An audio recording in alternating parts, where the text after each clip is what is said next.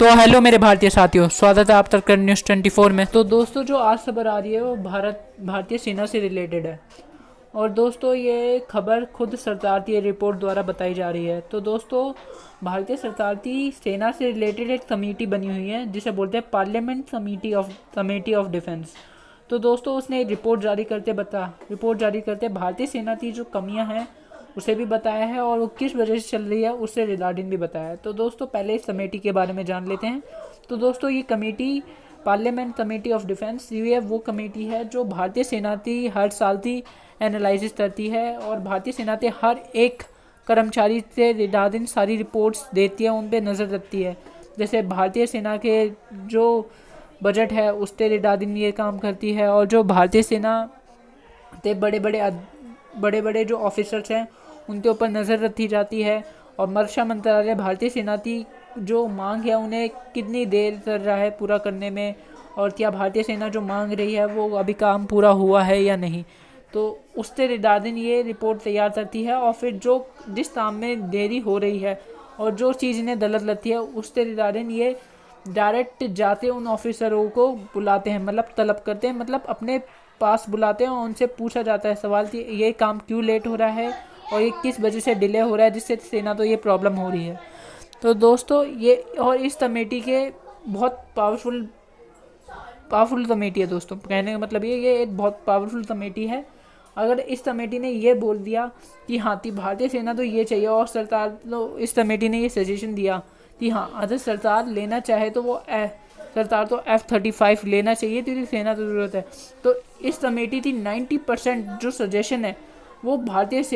सरकार उस पर बहुत गंभीरता से सोचती है, और जहाँ तक 90% चांस है सरकार उस सजेशन को पूरा करने में जुट जाती है। तो दोस्तों, इस कमेटी ने रिपोर्ट पेश की है जिसमें इसने बताया जो भारतीय वायुसेना ने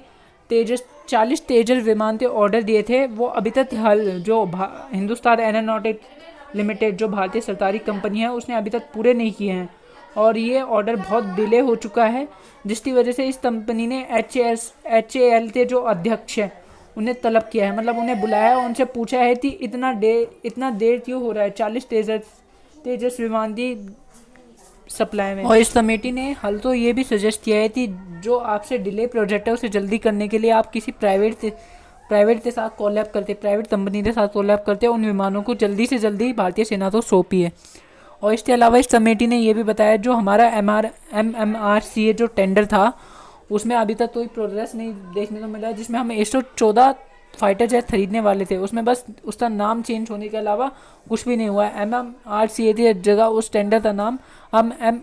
MFRA रख दिया गया है, जिसमें हमें 114 फाइटर जेट खरीदने थे, और बस 114 की जगह जो अभी 2 साल पहले जो डील हुई थी फ्रांस से हमारी 36 राफेल थी, उसके बाद अभी तक कोई डील नहीं हुई है।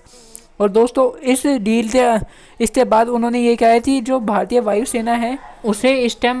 स्टेल्थ फाइटर जेट की बहुत ज़रूरत है, और उन्होंने ये सजेस्ट किया है कि भारतीय वायुसेना के लिए जो आप 5th जनरेशन फाइटर एयरक्राफ्ट बना रहे हो उसे बनने में अभी टाइम लगेगा, और भारतीय वायुसेना तो जल्दी से जल्दी एक स्टेल्थ और 5th जनरेशन फाइटर जेट चाहिए, जिसके लिए उन्हें कोई ना कोई विदेशी कंपनी से 5th जनरेशन फाइटर जेट खरीदना पड़ेगा। मतलब विदेशी,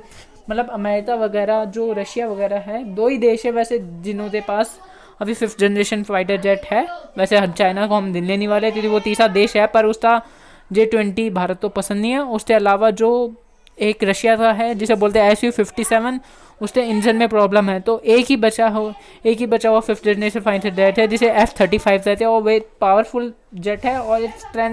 स्ट्रेंथेबल भी है, और